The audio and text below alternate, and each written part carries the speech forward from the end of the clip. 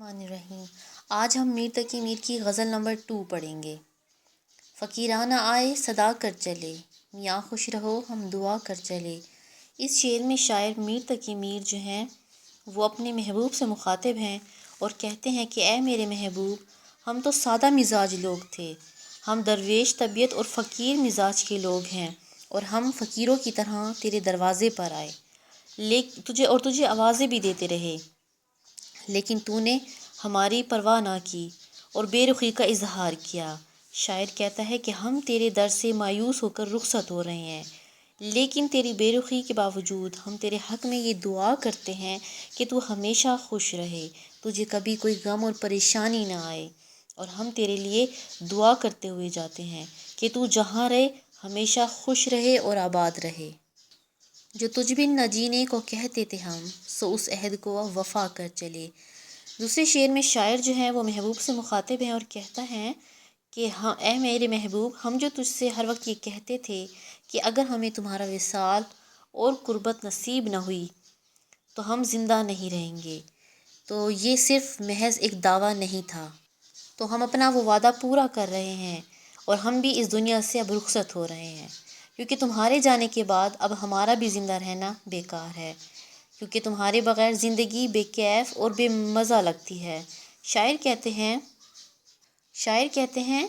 کہ اب ہمیں تیری بے رخی اور بے وفائی سے یقین آ گیا ہے کہ ہمیں تیری محبت جو ہے وہ کبھی نہیں مل سکتی، تیری قربت ہم سے چھوٹ رہی ہے،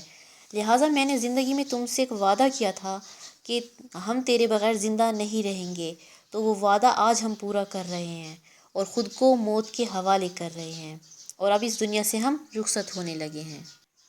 نہ دیکھا غم دوستاں شکر ہے، ہمیں داغ اپنا دکھا کر چلے۔ اس شعر میں شاعر نے اپنے دوستوں سے مخاطب ہو کر کہا ہے کہ میں اللہ تعالیٰ کا لاکھ لاکھ شکر ادا کرتا ہوں کہ اس نے مجھے میرے دوستوں کا غم اور ان کی جدائی نہیں دکھائی، کیونکہ ان کا دکھ اور غم مجھ سے دیکھا ہی نہ جاتا، کیونکہ میر تقی میر نے اپنے رشتہ داروں کو کھویا، میر تقی میر نے جو ہے وہ اپنی بیوی اور اپنی جوان بیٹی کو کھویا۔ اب میر کہتے ہیں کہ شکر ہے کہ اتنے غموں میں نے اپنے دوستوں کا غم نہیں دیکھا۔ تو شاعر نے یہاں پہ اپنے دوستوں کی محبت کو بیان کرتے ہوئے کہا ہے کہ اگر خدا نہ خواستہ ان کو کچھ ہو جاتا یا ان کو کوئی غم یا کوئی ان کی جدائی مجھے برداشت کرنی پڑتی تو شاید میں وہ برداشت نہ کر پاتا۔ ہاں البتہ میرا اس دنیا سے رخصت ہونے کا وقت آ گیا ہے، تو میں اپنی جدائی کا غم اپنے دوستوں کو دیکھ کر اس دنیا سے رخصت ہو رہا ہوں۔ شاید میرے جانے اور میرے مر جانے سے میرے دوستوں کو اتنا غم اور اتنا دکھ نہ ہو کہ جتنا مجھے ان کے جانے سے ہوتا، تو میں اللہ تعالیٰ کا بہت شکر گزار ہوں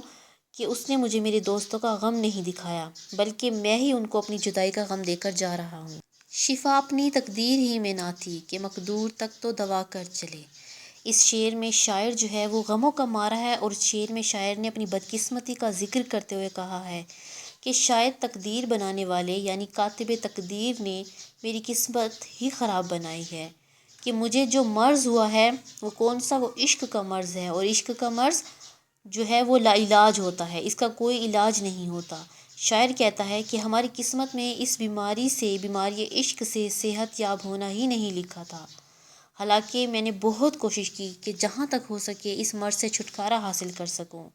لیکن میری قسمت میں ہی صحت یابی نہیں تھی، ورنہ میں اس مرض سے ضرور چھٹکارا حاصل کر لیتا، ورنہ میں نے تو اس مرض سے جان چھڑانے کے لیے حسب استطاعت جہاں تک مجھ سے ہو سکا میں نے دوائی بھی کی اور علاج بھی کرایا، لیکن اس کے باوجود میری قسمت میں صحت یابی نہیں تھی۔ وہ کیا چیز ہے آہ جس کے لیے ہر ایک چیز سے دل اٹھا کر چلے۔ اس شعر میں شاعر نے اپنے دل کی مجبوری کا ذکر کیا اور وہ کہتے ہیں کہ نہ جانے میرے محبوب میں ایسی کون سی خوبی اور کشش ہے جو دل کو اپنی طرف کھینچ لیتی ہے۔ اب اس شعر میں جو ہے وہ پھر حقیقی عشق کی طرف جو ہے وہ اشارہ ہے کہ محبوب جو ہیں وہ اگر اللہ تعالیٰ مراد لیا جائے یا آپ صلی اللہ علیہ وسلم مراد لیے جائے تو آپ صلی اللہ علیہ وسلم اور اللہ تعالیٰ اس قدر خوبصورت ہیں کہ جب ایک انسان اپنے رب سے اور اپنے رب کے نبی سے محبت کرتا ہے، اس سے دل لگاتا ہے، تو انسان ہر چیز سے، دنیا کی ہر چیز سے بے فکر ہو جاتا ہے، غافل ہو جاتا ہے، اسے صرف اور صرف اپنے رب کو راضی کرنے کی فکر ہوتی ہے اور اپنے نبی کو راضی کرنے کی فکر ہوتی ہے۔ تو شاعر کہتا ہے نہ جانے میرے محبوب میں ایسی کیسی کشش ہے کہ میرا دنیا کی کسی بھی چیز میں دل نہیں لگتا، میں دنیا کی ہر چیز سے بیزار ہو گیا ہوں، میرے دل میں ہمیشہ محبوب کا تصور رہتا ہے اور محبوب کو یاد کر کے ہی میرے دل کو سکون ملتا ہے۔ دکھائی دیے یوں کہ بے خود کیا، ہمیں آپ سے بھی جدا کر چلے۔ اس شعر میں شاعر پھر حقیقی محبوب کی طرف اشارہ ہے کہ محبوب کے حسن و جمال جو ہے وہ اس قدر غضب کی اس میں کشش ہے کہ جب وہ اپنا جلوہ دکھا دے تو انسان ہوش و عقل سے بیگانہ ہو جاتے ہیں،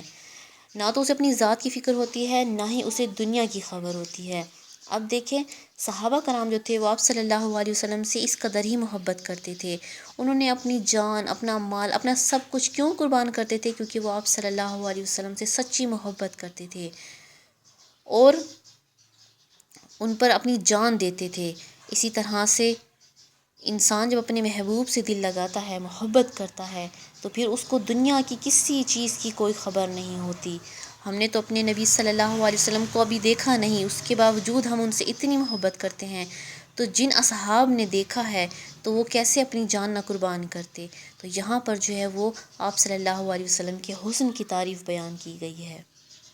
جبیں سجدہ کرتے ہی کرتے گئی، حق بندگی ہم ادا کر چلے۔ اس شعر میں شاعر جو ہے میر تقی میر وہ کہتے ہیں کہ مجھے معلوم ہے کہ اللہ تعالیٰ کے نزدیک سجدہ ایک عظیم عبادت ہے، اور اللہ تعالیٰ کی حضور نہایت عاجزی اور انکساری سے جب اپنے سر کو جھکا لیا جائے اور اپنی پیشانی کو زمین پر ٹیک دیا جائے تو اس عمل کو اللہ تعالیٰ بہت پسند فرماتا ہے۔ لہٰذا جو شخص اللہ تعالیٰ کی حضور اپنی پیشانی زمین پر رکھ کر گڑ گڑا کر اس سے سوال کرتا ہے تو اللہ تعالیٰ اس کا سوال ضرور پورا کرتا ہے اور اس کی جھولی جو ہے وہ بھر دیتا ہے، اس سے راضی ہو جاتا ہے۔ شاعر کہتا ہے کہ یہی وجہ ہے کہ میں بھی اللہ تعالیٰ کو راضی کرنے کے لیے میں نے بھی بے شمار سجدے کیے۔ اللہ تعالیٰ کی رضا اور اس کی خوشنودی حاصل کرنے کے لیے اس کے احکامات پر عمل پیرا ہونا ضروری ہے، اور میں نے کوشش کی ہے ان احکامات پر عمل پیرا ہونے کی۔ شاعر کہتے ہیں کہ اب ہم اللہ تعالیٰ کی غلامی کا حق ادا کر کے اس دنیا سے رخصت ہو رہے ہیں۔ کہیں کیا جو پوچھے کوئی ہم سے میر، جہاں میں تم آئے تھے کیا کر چلے۔ اس شعر میں شاعر نے اپنا تخلص استعمال کیا ہے، یعنی اپنا کلمی نام، مختصر نام یہاں پہ استعمال کیا ہے، اور اس شعر میں شاعر جو ہے وہ خود سے مخاطب ہے، اور خود سے مخاطب ہو کر شاعر کہتا ہے کہ اے میر، اللہ تعالیٰ نے اس انسان کو اس دنیا میں کیوں بھیجا تھا؟ ایک خاص مقصد کے لیے بھیجا تھا۔ وہ خاص مقصد اللہ تعالیٰ کا کیا تھا؟ کہ اللہ کی اطاعت اور اس کی فرما برداری کی جائے، اس کے احکامات کی تعمیل کی جائے۔ اے میر، اگر قیامت کے دن اللہ تعالیٰ تجھ سے یہ سوال کرے کہ تو نے اللہ کی رضا اور خوشنودی کے لیے کون کون سے اعمال کیے، جس خاص مقصد کے لیے تجھے زمین پر بھیجا گیا، کیا وہ تو نے پورا کیا؟ تو اے میر تم کیا جواب دو گے اپنے رب کو؟ تو اس شعر میں شاعر یہ بتانا چاہتے ہیں کہ اللہ تعالیٰ نے ہمیں دنیا میں نیک اعمال اور اپنے احکامات کی تعمیل کے لیے بھیجا ہے، مگر ہم غافل لوگ اللہ تعالیٰ کے احکامات کو بھلا کر دنیا داری میں ایسے پھنس گئے کہ جس مقصد کے لیے ہم آئے تھے ہم اپنا وہ مقصد ہی بھول گئے۔